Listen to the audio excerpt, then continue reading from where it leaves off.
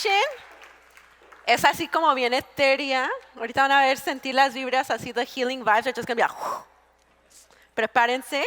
This session has been in the works for like over a year of like a vision of like, oh my gosh, what if these two mujeres would come together? Imagínate qué pasaría.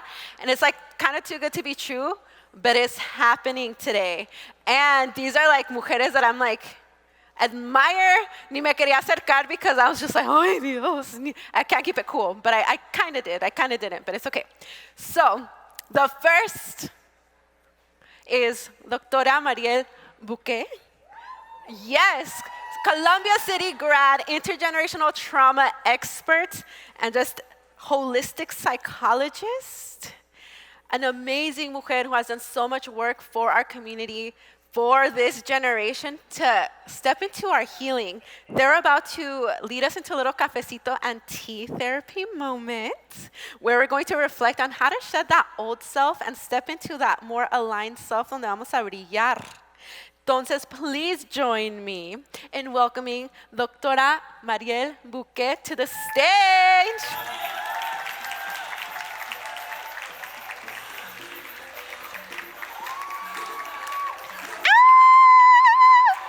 Mira, mira. ¡Ey! Mira la like, Thank you so much thank for you, that beautiful girl. introduction. I can't keep it cool. Ay, Dios. Amazing. Next, we have Doctora Rocio Rosales Mesa, holistic decolonizing healer and guide. Please join me in welcoming her to the stage. Ahorita.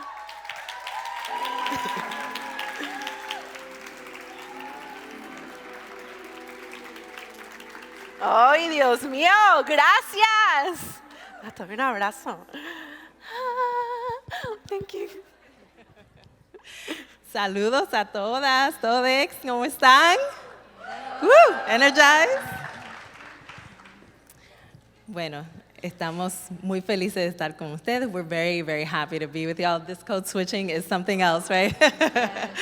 And we have a lot that we want to discuss with you, myself and my good friend, Doctora Rocio, that we're hoping that you can really take in, and we're hoping for a moment that can offer you some good healing. Yes, sanación. And so we want to thank you for being here and showing up. And we want to invite you first into some breaths, into some presence to receive the medicine.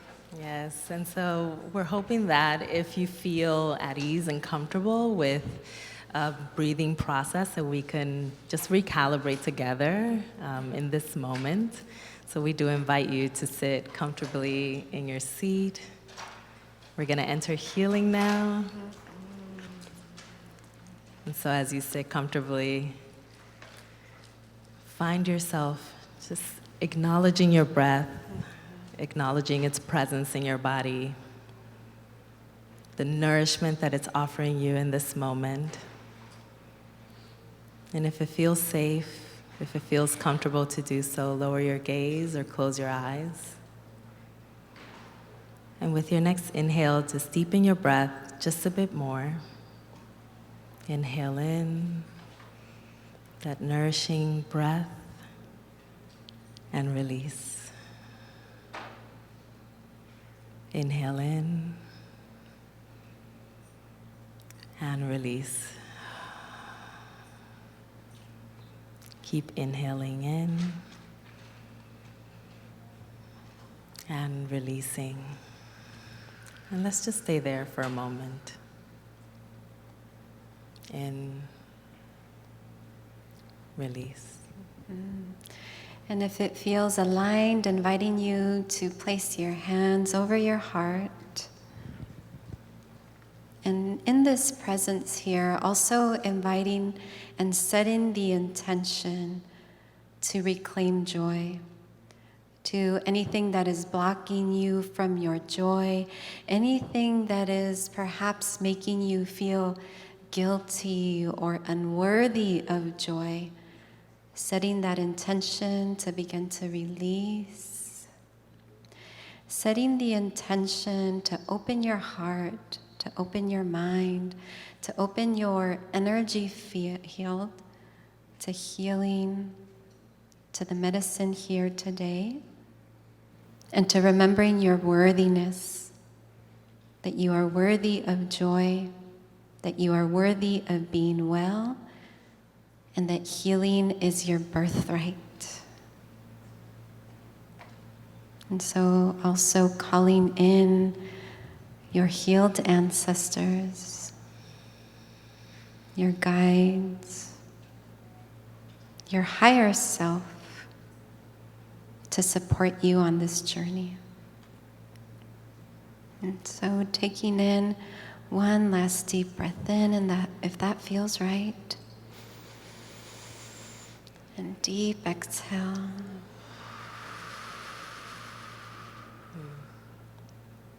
We invite you to open your eyes if you have them closed and to just join us back. How did that feel, y'all?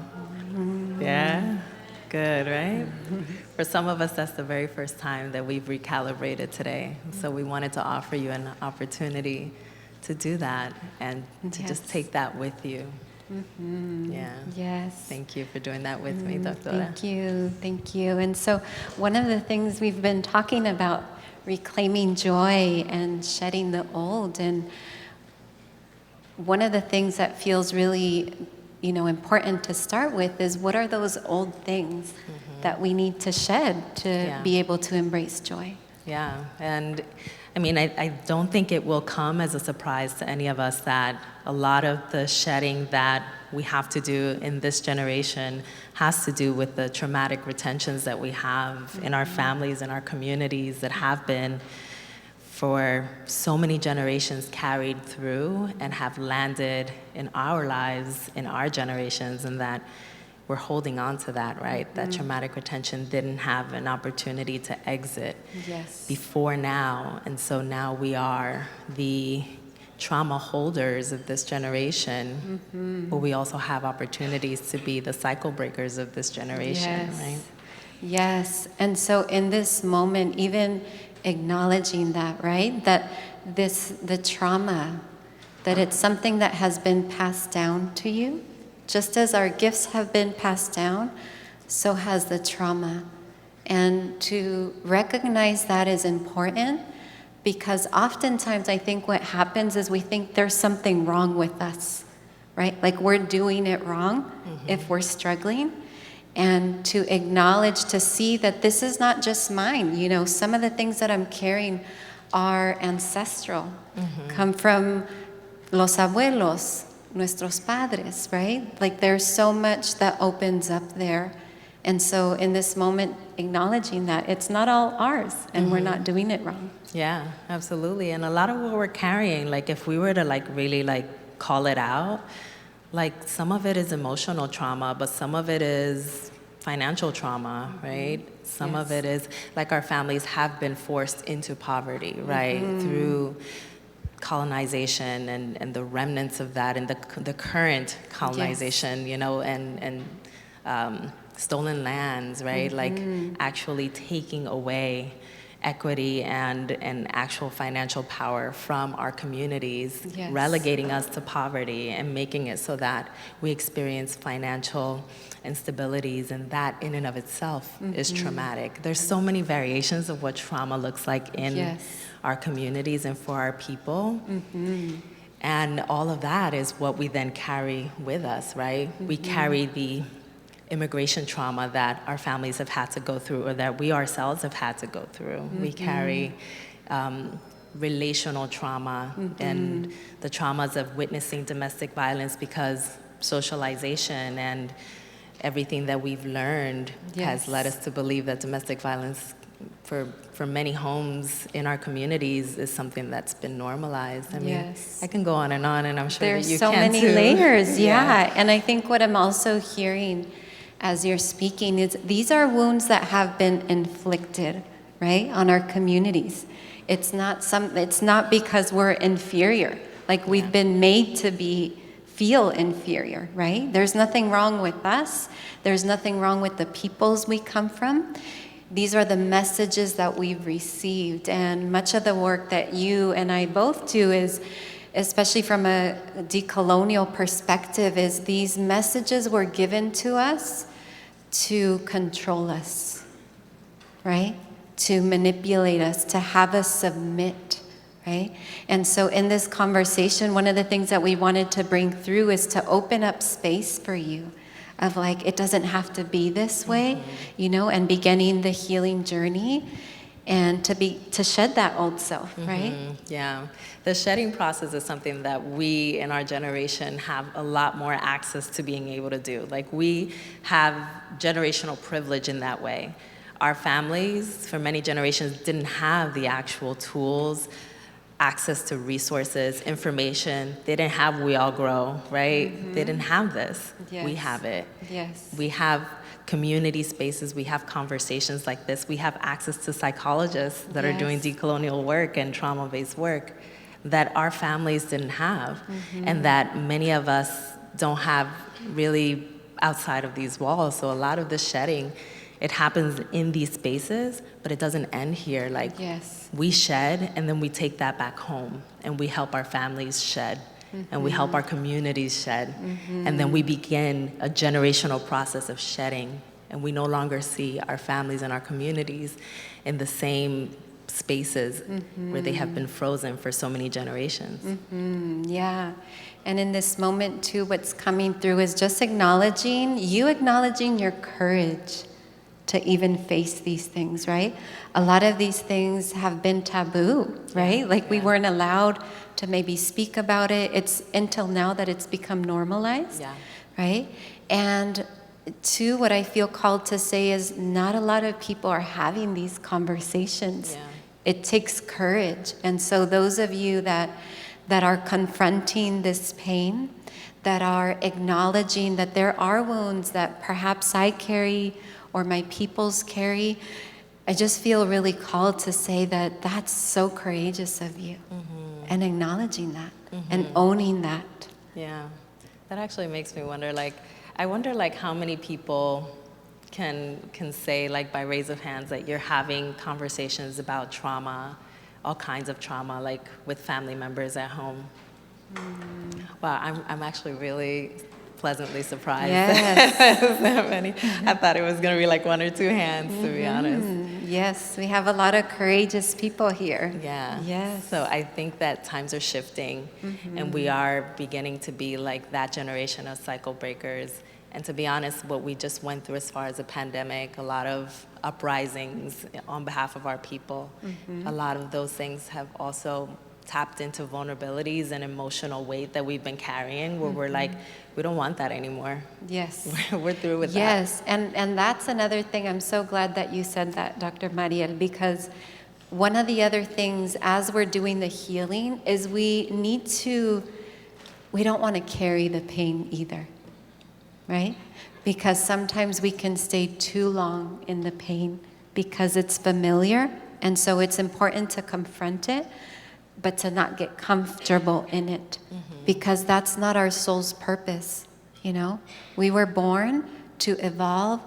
You all were born here with a specific mission that your soul has to carry out. And so your gift, your medicine, right? All of that needs to show up, is important to show up, right? For this new paradigm, this better world that we're all calling in, right? We need to make space for that and to not like drag the pain with us, right?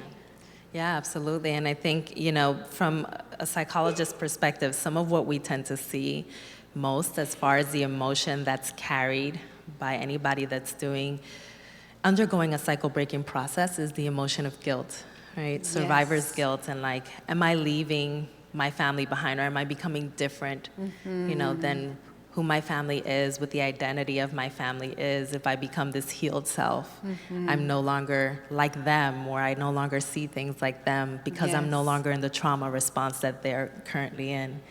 And so that being such a prominent emotion, the emotion of guilt, and survivor's guilt specifically for individuals that are trying to shed that process, Yes. that we wanted to highlight, because sometimes we're just in the guilt and we're in the pain, and we're not realizing what it is. It's that we're afraid that we may leave something behind that's so precious to us, like the connections that we have to our family members and to our community. I want to grab my tea because that feels like so many layers there. I want, like, if you have struggled with guilt, I want to invite you to maybe raise your hand. Like, if you're, there's good things coming into your life, or like, yes, I get the joy, but you feel guilty, right? Like, me too. Like, we were talking about this. We're still working through that too, Yeah. And it's an ever-evolving process. Like, you feel less guilt as you go through the process. Yes. But guilt is going to be there because it's, in many ways, our minds believes that the guilt allows us to honor our people, our ancestors. If we stay in the guilt, then we're honoring. But the reframe to that, the mental reframe, is that if I'm doing the work, I'm breaking generational cycles of pain, and that's honoring work. That's where the honor is, rather than in the staying in the guilt, in the familiar, like you called it. And so even like that affirmation, I honor my ancestors by reclaiming joy.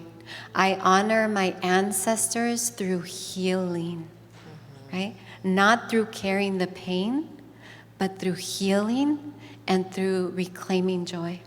Yeah. Doctora Rocio, I have a question for you, because I know this is really like your area of specialty in the decolonizing work, in like really situating your work in ancestral healing. Like, I wonder how it is that we can internalize that we're healing back, like we're healing back to the generations before us. How do we hold on to that truth whenever we're doing the healing work in the present? Yes, I love that question. Thank you, Dr. Mariel. One of the things that I share with folks is a lot of the work doesn't just happen in the earthly realm, right? A lot of it happens through the spiritual realm too. Right?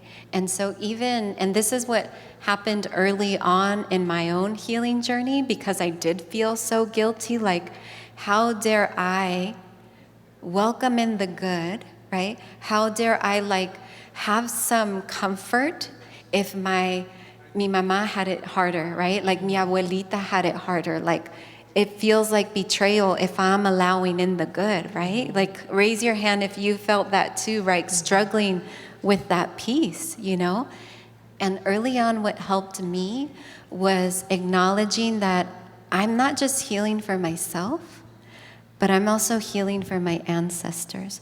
Like, I am literally the portal for that healing, right? And envisioning, one of the things I visualize is this almost like this tunnel, this portal, right? And the ancestors that came before me in that, and the ancestors that are coming forward there. And I'm here, I'm the current face of that. And when I receive it, I'm allowing my whole lineage to receive that, right? And that's part of the decolonial work too, of like, okay, not all of it happens here. A lot of it is happening in the unseen. Right. That's beautiful. I love how you reference to the future generations as ancestors too, right? They're like ancestors in the making, and if we can see them as a part of the journey, if we can see our children and our children's children as a part of what this work is about, I think that offers, especially for parents, it offers a lot of motivation to continue doing the healing work for themselves, so that the future generation carries a little bit less of that. Yes, I love that. And keeping that, using that almost like a motivation sometimes, right? In those moments where perhaps you're feeling unworthy, I'm doing this for my ancestors, right? I'm doing this for the children to come. Even if you yourself are not on the mother track, right? You are still a portal for those to come, right? And embracing that and acknowledging that. And one of the affirmations that also feels like it's coming through is that our ancestors prayed for us, right? And even acknowledging that my ancestors prayed for me to come through, right? They birthed me in, they dreamed me in, right? And so what a beautiful, beautiful intention. What an honor, right? What an honor to be here because they prayed for me, because they dreamed me in. And I think, sometimes people, especially as I see it in my practice, I think, people are like, I'm going back into an environment, and this environment still has a lot of the things that, for me, create a lot of emotional weight that I'm trying to shed. Yes. And I think that if we can just know that whenever we're healing, we're going back into those spaces, having less of the trauma response that we had previously, and that's already going to create a different dynamic than what we had before. So that already creates healing in that space, even if you can't necessarily see it, if it's microscopic. An accumulation of all those microscopic moments Yes. makes a healing moment that you can actually visibly see. So it's about really staying the course and understanding that you're honoring forward and backward, and even in the Yes. present, but also understanding that there's micro moments of healing that are happening whenever you're entering spaces where you still don't see the healing taking Yes. place. Yes, and even we want to invite you into what you're feeling in this moment. If you're feeling some space for healing, that this is always a moment that you can come back to, right? What you have accessed here is something you can always come back to. And one of the things I wanted to ask you too, Dr. Mariel, is perhaps what are some things that they can do back home? This feels so good here and so nurturing. How can I continue this in my life? Yeah. I always like to go back into where a lot of our trauma is situated in the body. I think there have been a number of people that have referenced to the body here, which I'm really grateful that as a community of Latinx people across the world, we're actually seeing that the body is really at play. Yes. Also when it comes to trauma. Embodiment is here, yes. Yeah, so that's beautiful to see. And so I really like the idea of going back into the body to release some of the traumatic retention in order to then show up to spaces not being so activated. And some of the ways that we can do that is by way of, believe it or not, pop in a song and dance. Yes. El baile, think about it. Cuando nosotros bailamos, we heal, right? Doesn't it feel amazing? We're ay, la vida está tan buena, a mí no me importa, whatever, all the worries out the door, Yes, it raises good. your frequency, right? Yeah. Your vibration. It's one of my go-to things. Yeah. Dancing with my child will always lift my mood. Yeah, so si una cosa que le podemos dejar, definitely un baile. Yes. Just dance, hum to the song.